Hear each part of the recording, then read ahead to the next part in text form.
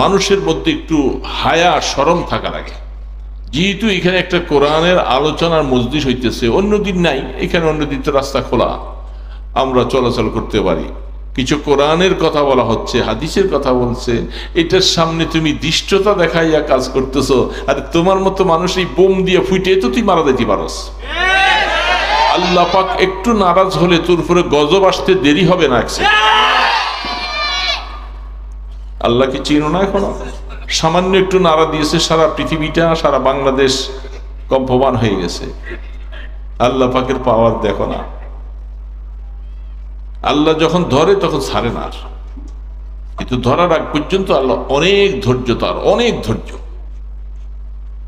আল্লাহ পাক বলে শেষ জায়গা তো আমার কাছে, আমি সাথে সাথে ধরলে তো আর বাঁচতে পারবে না। এই জন্য আমি একটু সবর করি, দেখি দেখি দেখি, তাকে সুযোগ দেই সে একটু ফিরে আসে কিনা।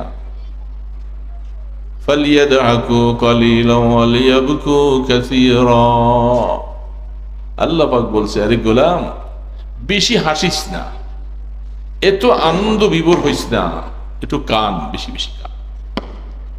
আর কোরআনের সাথে দৃষ্টতা দেখাও, কোরআনের সাথে এগুলি করতেছে। কত মানুষ তোমার মতো ব্যাটকে রাস্তায় পড়ে রয়েছে মোটরসাইকেলে, মাওলায় ধরে বসো। এটা কারা করতেছে এগুলি? বিবাহ শাদী অনুষ্ঠান। হ্যাঁ, আরে বাবা, হ্যাঁ, আনন্দ আর বেশি করে করো, ভূমিকম্প আরেকবার আসার জন্য অপেক্ষা করতে থাকো। কত আনন্দ করবা, লজ্জা করা দরকার। আমি আসরের পরে আমাদের ওই পার্কের দিকে একটু নজর করছিলাম, নারী পুরুষ বাচ্চারা পার্কটার মধ্যে যে কি অবস্থা, সব হিড়িক খেয়ে পড়তেছে।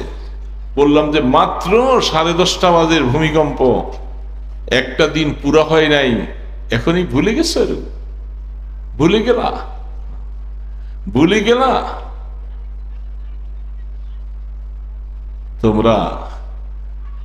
কতদিন আর এই সমস্ত করবা? যাদের সামান্য বিবেক আছে তারা এত বড় একটা ধাক্কার পরে সে একটু না একটু সে সচেতন হয়, নাচ গান কমিয়ে দেয়। শুক্রবার দিন কত অনুষ্ঠানে, কত বিবাহ শাদী, কত আনন্দ উল্লাস। কমিউনিটি সেন্টারে নিয়ে মেয়েটাকে বধূ বানাইয়া সাজাইয়া রাখে, বন্ধু বান্ধবরা সকলে সেখানে তার ছবি উঠায়, তাকে দেখে। ছি, লজ্জা! মুসলমানের সন্তান বধূ বানাইয়া তাকে শত শত মানুষের সামনে তাকে সেখানে দাঁড় করাইয়া রাখছে। তারপরেও এটা না ফুটেলে কি বিবাহটা কি হইব না? বলেন না? এইটা যারা ফুটায়, এটা ফুটেলি বিয়াটা কি শক্ত হবে নাকি? আরে আনন্দ কি বিয়ম ফুটে আনন্দ করা লাগে? এগুলি কুসংস্কার এই সমাজে আসছে। যে সমস্ত বিবাহের মধ্যে গান চলে, যেখানে এইভাবে বাজি ফুটাইয়া ফুটাইয়া সম্পদ নষ্ট করে, অর্থ অর্জন করে, এগুলি সব বিনষ্ট করে থাকে, সেই সমস্ত সংসারের পরিবারের সন্তানগুলি নাফরমান হয়, ভালো সন্তান হয়।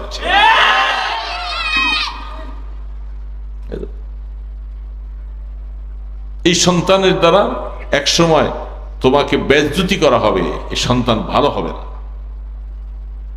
যে মায়াকে ওইভাবে নিয়ে সেই তোমার কমিউনিটি সেন্টারে সেখানে ম্যাজিক বানাইয়া সারা মানুষের নজর দিয়া সেখানে রাখো, মানুষের বদনজর পড়ে, সেই পেটের মধ্যে সন্তান ভালো হয় না। সন্তান হাফেজে কোরআন হতে হলে মাটাও ওরকম দিনদার হতে হবে। দিনদার মায়ের সন্তানটাই হাফেজে কোরআন হবে, সাধারণ ছেলের হাফেজে কোরআন হবে না। তুমি বললে যে হাফেজ কোরআন হইয়া লাভটা কি? কোন লাভ তো নাই। আর লাভ লস যখন যে বুঝতে পারে নাই, তার মতো অপদার্থ পৃথিবীতে আরেকজন নাই। কোনটা লাভ এটাও বুঝে নাই। এইরকম তো আল্লাহ রসুলের জমানায় রসুল বলছিলেন, আবু জেহেল, উতবা, সাইবা কানে আঙ্গুর দিয়া রাখছে, রসুলের কথা যেন, মুহাম্মদের কথা শুনতে দিব না। মানুষ কি বলছিল?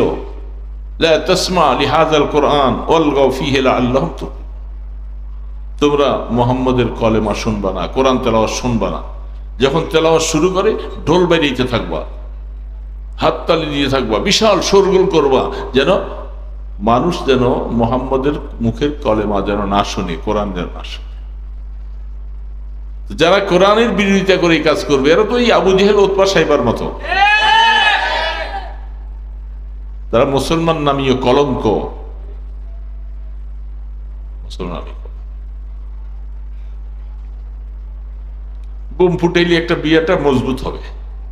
আরে অনেক সময় এত আনন্দময় বিবাহ, এত কিছু গান বাদ্য থিয়েটার বাস্কুপ সবকিছু করে পট করে দেখা যায় 6 মাস পরে বিবাহ শেষ। হ্যাঁ, পরকীয় প্রেমে পড়ে তোমাকে 3টা লাথি দিয়ে আসে মাইয়ের জায়গায় আরেক জায়গায়। হ্যাঁ, কি দেখছো? আল্লাহ পাকের কোরআনের সাথে দৃষ্টতা, সাবধান সাবধান হয়ে যাও। আল্লাহ যখন ধরবে তখন শেষ করে দেবে। ভূমিকম্পের সামান্য একটু দেখছেন না, আজকাল অল্প সামান্য দিচ্ছেন। বাংলাদেশের জমিনে ভূমিকম্পে মানুষ মারা যাওয়ার কোনো ঘটনা আর এ পর্যন্ত হয়নি। এই বছর এই মাত্র আজকেই ভূমিকম্পে অনেক মানুষ মারাও গেছে।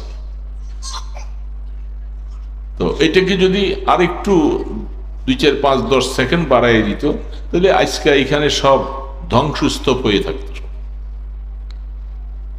ওয়াজ করা লাগতো না, আমিও বসতাম না, আপনারা বসতেন না, সব এখানে সব চাপা পড়ে দুনিয়ার থেকে শেষ হয়ে যেত। ছেলেগুলার মাথায় পাগড়ি পরানো হয়েছে, আপনাদের কাছে কেমন লাগলো? এটা আমাদের দেশে বৎসরের শেষের দিকে মাহফিলের সিজন আসলে বিভিন্ন মাদ্রাসায় যারা হাফেজে কোরআন হয়, যারা আলেম হয়, মুফতি হয়, এদের সকলের মাথায় দস্তারে ফজিলত সম্মাননা পাগড়ি পরিধান করানো হয়। অনেক অনেক মাদ্রাসায় যেখানে উপরের জামাত নেই, শুধু হাফেজদেরকে সেখানে সম্মাননা করানো হয়। এটা সিস্টেমটা চলে আসছে গতানুগত অনেক বছর থেকে। পাগড়ি পরানো এটা রসুলের একটা সুন্নত, আল্লাহ রসুলের আদর্শ। হাফেজে কোরআন যারা হলো, এদের দুনিয়ার মধ্যে যে পুরস্কারগুলি আল্লাহ পাক ঘোষণা দিয়েছেন, সেই পুরস্কার অন্য কাহারও ব্যাপারে এই ঘোষণা নাই। এটা বড় একটা আশ্চর্যের কথা। গতকাল এক জায়গায় পাগড়ি দিয়েছিলাম, ছেলেটা 8 মাস 13 দিনে 30 পারা কোরআনে হাফেজ। মতলব সুজাতপুর এলাকায় সেই মাদ্রাসায় ছেলেটা হাফেজে কোরআন। অনেকের হয়েছে সেখানে অল্প বয়সে ছেলেরা, সময়ও অল্প, বয়সও কম। এমনও কিছু হাফেজ পাওয়া যায় যারা শুধু 6 মাসে 30 পারা কোরআনের হাফেজ। এটা একটা ব্যাপারটা সাধারণ নয়। পৃথিবীতে এমন কোনো গ্রন্থ নাই সেই গ্রন্থটাকে প্রথম থেকে শেষ পর্যন্ত দাড়ি কমা সহ সরাসরি শুনাইয়ে দিতে পারে এমন গ্রন্থ নাই। এই গ্রন্থের উপরে পারদর্শীও কেউ নাই, শুধু একমাত্র আল্লাহ পাকের কোরআন। হাদিসের মধ্যেও যায়া এরকম সম্পূর্ণ হাদিসের প্রথম থেকে শেষ পর্যন্ত পুরা হাদিসের সনদ সহ মুখস্থ শোনানো, এরকম মুহাদ্দিসও পাওয়া খুব কঠিন। হয়তো অনেক জায়গার থেকে মিলেয়া অনেকগুলি হাদিস মুখস্থ আছে, যেমন বুখারী শরীফের প্রথম থেকে শেষ পর্যন্ত প্রায় 7000-এর উপরে হাদিস। এইভাবে পুরাপুরি এক মুখে দাঁড়াইয়া সম্পূর্ণ হাদিস মুখস্থ করা, এটাও এরকম কোনো মুহাদ্দিস পাওয়া যায় না। একমাত্র বিরল হলো আল্লাহ পাকের কালাম। আল্লাহ পাকের কোরআনটাকে সিনার মধ্যে ধারণ করার জন্য আল্লাহ কি মেশিন বসাইয়া দিছেন সেটা দুনিয়ার কোনো মানুষ উপলব্ধি করতে পারবে না। 30 পারা কোরআন প্রথম থেকে শেষ পর্যন্ত দাঁড়িয়ে এক দাঁড়ানোর উপরে জের জবরগুলি সহ পরিপূর্ণ সুন্দরভাবে তেলাওয়াত শুনাইয়া দেয়। এটার একমাত্র এটার মুজিজা হচ্ছেন যে আল্লাহ সুবহানাহু ওয়া তাআলা আল্লাহর হাবিবের উপরে কোরআন নাজিল করেছেন। রাসূল দুনিয়ার থেকে চলে গেছেন, রাসূলের মুজিজা বন্ধ হয়ে গেছে, কিন্তু কোরআনের মুজিজা কিয়ামত পর্যন্ত থাকবে। আল্লাহ সুবহানাহু ওয়া তাআলা একটু চিন্তা করলে বুঝে আসে যে এই বাচ্চাটার সিনার ভিতরে আমরা মেমোরি কার্ড দেখি, মোবাইলের মধ্যে ছোট্ট একটা মেমোরি কার্ডের মধ্যে কত কিছু, কত কথা মানুষের বুদ্ধি দিয়ে ঢুকাই দিছে। আর আল্লাহ পাক বলেন, আমি যে সিনাটা বানাইছি, যে কলবটা বানাইছি, এটার মধ্যে যে ছেলেটা হেফজ শুরু করেছে, এ প্রথম থেকে শেষ পর্যন্ত কত হাজার বার যে এক একটা আয়াতকে পড়ছে, প্রত্যেকটা আয়াত পড়লেই, অজুর সাথে পড়লেই 25 নেকি, আর অজু ছাড়া পড়লে 10 নেকি।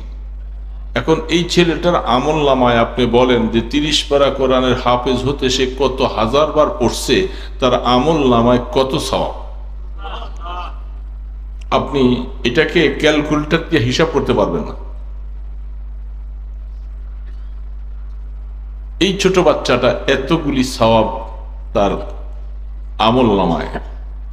এখন একটা কথা হলো যে তার আমল নামা কিন্তু এখনো নাই।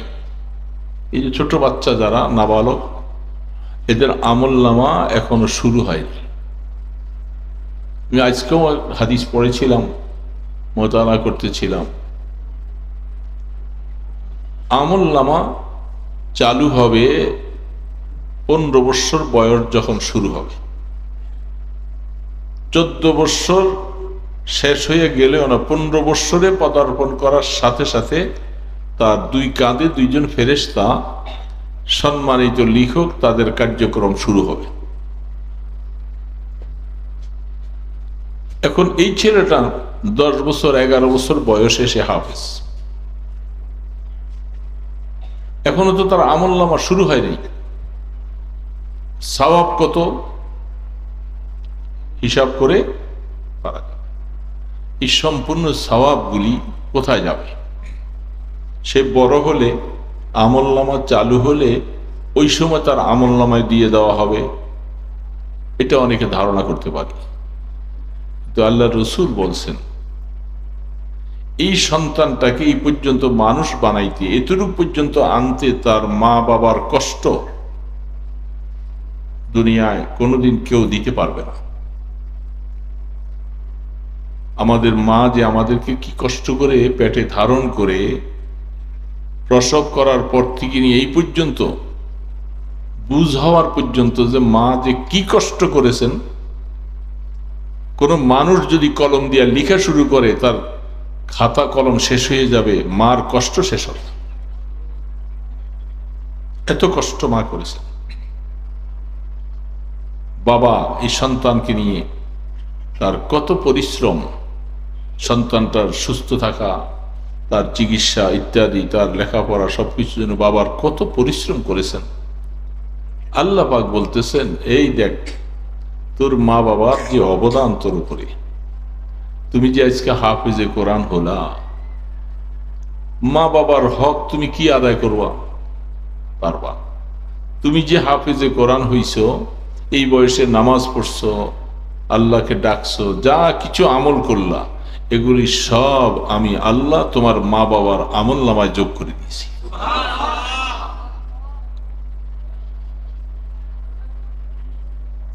হাফিজে কোরআনের মা বাবা, কি চাও তুমি দুনিয়াতে? আর দুনিয়াতে 10 তলা 20 তলা 20 তলা বিল্ডিং এর মালিক হইবা, টাকা পয়সার মালিক হইবা, এইরকম পুরস্কার তোমাকে দেওয়ার মতো আর কেউ নেই। যে পুরস্কারটা আল্লাহ পাক দিয়েছেন হাফেজে কোরআনের মা বাবাকে, কোটি কোটি সওয়াব তাদের আমল নামায় যোগ। নিজেদের আমল আছে, গুনাও আছে, কিন্তু হাফেজে কোরআনের আমলের শুধু সওয়াব গুলি আছে, তার কোনো গুনাহ নাই, কোনো গুনাহ নাই। নিজে যখন বালেগ হবে তখন থেকে সে তেলাওয়াত করবে, সওয়াব পাবে। আল্লাহ পাক বলতেছে, দেখো কিয়ামতের ময়দানে তোমার বংশধরের মধ্যে যাদের নামটা জাহান্নামে লিস্টিভুক্ত হয়ে গেছে, যাদেরকে জাহান্নামে নিয়ে যাওয়া হচ্ছে, হ্যান্ডকাপ লেগে গেছে, আল্লাহ পাক বলবেন তুমি আমার সামনে দাঁড়াইয়া এদের এক একজনের নামটা বলবা, আমি তোমার সামনে হাজির করব। বলতে দেরি, মাফ করতে দেরি হবে না। 10 জন জাহান্নাম সিলেক্টেড লিস্টিভুক্ত, মুহূর্তের ভিতরে সে শুধু বলবে, আল্লাহ আমার মা, আমার বাবা, আমার দাদা দাদি, আমার নানা, এদেরকে মাফ করে দাও। আল্লাহ পাক বলে যে আর কারো কথা শুনবো না, তোমার কথা বলতে দেরি হবে, আমি মাফ করতে দেরি হবে না।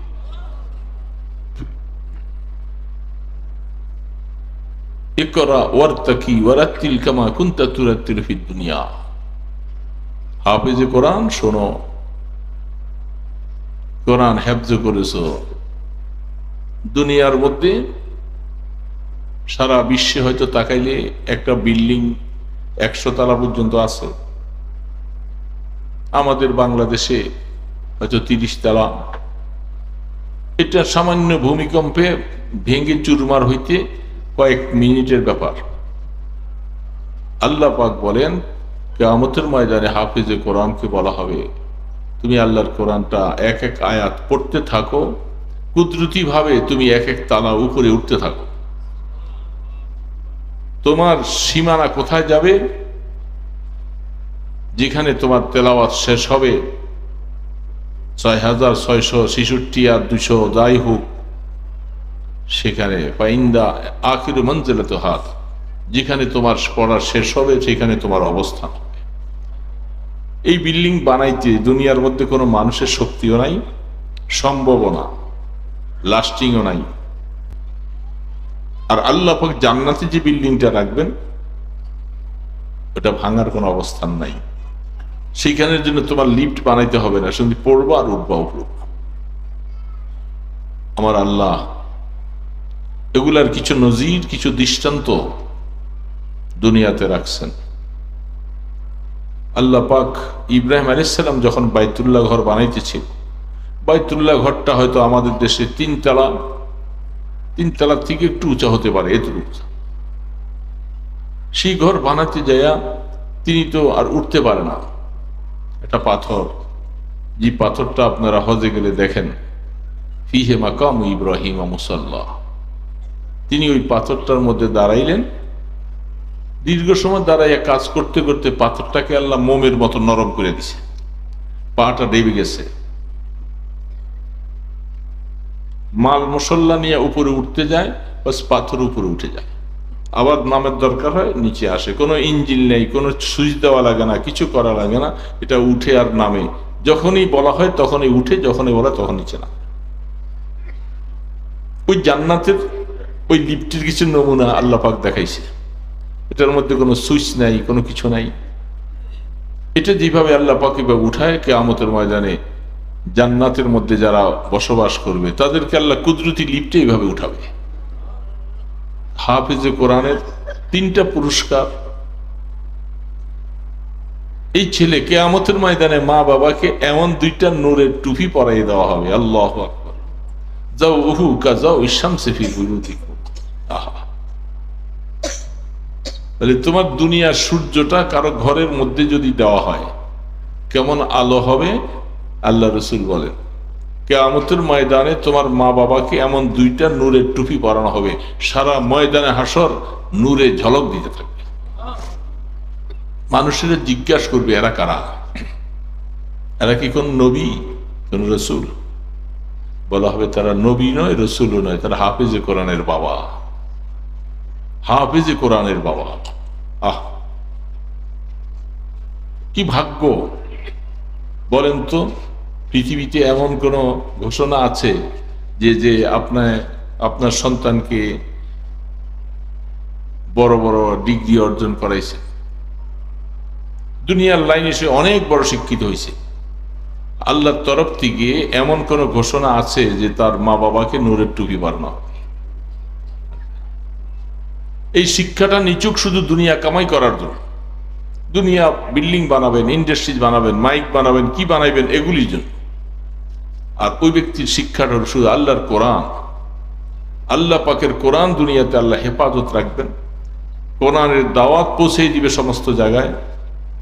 এই জন্য আল্লাহ পাক বলেন, আমি তাদের সিনার মধ্যে কোরআনটাকে এমন ভাবে সংরক্ষিত করে রাখছি। হাফিজে কোরআন যদি এই কোরআনটা আমল করে যাইতে পারে, হাদিসের মধ্যে আল্লাহ রসুল বলেন, এই হাফিজে কোরআনের শরীরের মধ্যে জাহান্নামের আগুন স্পর্শ করবে।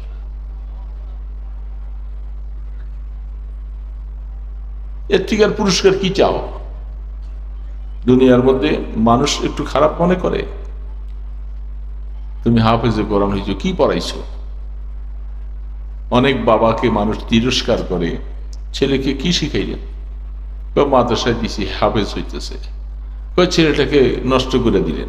আপনার ছেলেটা স্কুল কলেজে পড়াইতেন, অনেক বড় ডিগ্রি হইতো, সে ব্যারিস্টার হবে, অনেক কিছু ইঞ্জিনিয়ার হবে, অ্যাডভোকেট হবে, অনেক কিছু। তো ছেলে ওই রাস্তায় নিলে দুনিয়ার কি হবে? আর আল্লাহ পাকের রাস্তায় নিয়েছেন, সে হাফেজে কোরআন, হাফেজ হবে, মাওলানা হবে, মুফতি হবে। দুনিয়ার জীবনে আপনি মনে করছেন যে তাকে বুঝি ঠকাইয়া দিছেন। আল্লাহ পাক বলে, তুমি ঠকাও নাই, তুমি তোমার ছেলেটার উপরে ইনসাফ করেছ, তাকে সঠিক রাস্তায় নিয়েছ। দুনিয়ার জীবনে কয়দিনই বা বাঁচবা? হাফিজে কোরআন তোমার জন্য কি করবে না করবে, এ আমাকে কিভাবে খাওয়াবে? আরে খাওয়ানোর মালিক তো আমার আল্লাহ। অফিস সামা এই রিজকুকুম ওয়া মা তুআদুন। আল্লাহ পাক বলেন, রিজিকের ফয়সালা আসমানে হয়, জমিনে না। জমিনে যা কিছু দেখতেছো সব কিছু রিজিকের মালিক আল্লাহ, ওখান থেকে ফয়সালা করে। কতটুকু তুমি খাইবা, কতটুকু তোমার কি হবে, সব ফয়সালা আসবে। হাফেজে কোরআন হওয়ার পরে সে না খাইয়া থাকবে, আপনাকে ভালো খাওয়াইতে পারলো না, এটা ফয়সালা আল্লাহ পাকের। সবাই চেষ্টা করেও ছেলে হাফেজে কোরআন বানাইতে পারবেন না, কারণ এটা নির্ধারণ করা আল্লাহ পাকের কাছে। সন্তান মায়ের গর্ভে আসার পরে ৩৪-১২০ দিন পার হয়ে যাওয়ার পরে আল্লাহ পাক একজন ফেরেশতা মুকাররর করেন মায়ের রেহেমে। সে সেখানে যাইতে অনুমতি লাগে না, কুদরতের দ্বারা পাঠিয়ে দিয়েছে। আল্লাহ সুবহানাহু ওয়া তাআলার কাছে সেই ফেরেশতা প্রশ্ন করে, মুখাল্লাকাতিন আও গায়রে মুখাল্লাকা, এই ছেলেটা সে তার মায়ের গর্ভে তাকে স্থির রাইখা ভূমিষ্ঠ হওয়া পর্যন্ত তাকে রাখবো, নাকি তাকে মায়ের পেটের থেকে এই সময়ের ভিতরে তাকে শেষ করে? কোরআন বলতেছে, প্রশ্ন যখন আল্লাহ পাকের কাছে সিদ্ধান্ত হয় যে না, এই ছেলেটা দুনিয়াতে যাবে, তোমরা ওইভাবে তার পাহারাদারি করো। ১২০ দিন পার হয়ে যাওয়ার পরে তখন তার হালাতকে ওইভাবে ফেরেশতারা তার নিগরানি করতে থাকে মায়ের গর্ভে, মায়ের রেহেমের ভিতরে। আমরা জানি না, কিন্তু আল্লাহ ফেরেশতা পাঠাইয়া সব দেখাইতেছে। তারপরে আল্লাহ পাক বলে যে তার জন্য ৪টা শব্দ লিখে দাও, 4টা কথা লিখে দাও। এই লোকটা কতদিন হায়াত নিয়ে যাবে, সে মৃত্যু তার কবে হবে, দুনিয়াতে যাওয়ার পরে তার রিজিক কি হবে, এই লোকটা দুনিয়াতে যাওয়ার পরে সে কি ঈমানদার হবে না সে কাফের হবে। বাস এই সিদ্ধান্তটা সন্তান মাত্র ১২০ দিন যাওয়ার পরে এই অবস্থা হবে। আমরা সকলের বেলায় এই অবস্থা হয়েছে। আমি দুনিয়াতে কতদিন হায়াত পাবো সিদ্ধান্ত দুনিয়াতে না, আগে আখিরাতে। আল্লাহ পাক আসমান থেকে ফয়সালা করে দিয়েছেন, ওই ফেরেশতা এই শব্দগুলি লিখে দিয়েছে। এই জন্য অনেক সময় আমাদের দেশে 30-40 বছর বয়সে, 25-30 বছর বয়সে কেউ মারা গেলে আমরা একটা ব্যানার লিখি, ব্যানার লিখে বলি যে অমুকের অকাল মৃত্যুতে আমরা সকলে শোকাহত। এরকম লেখা আছে না নাই?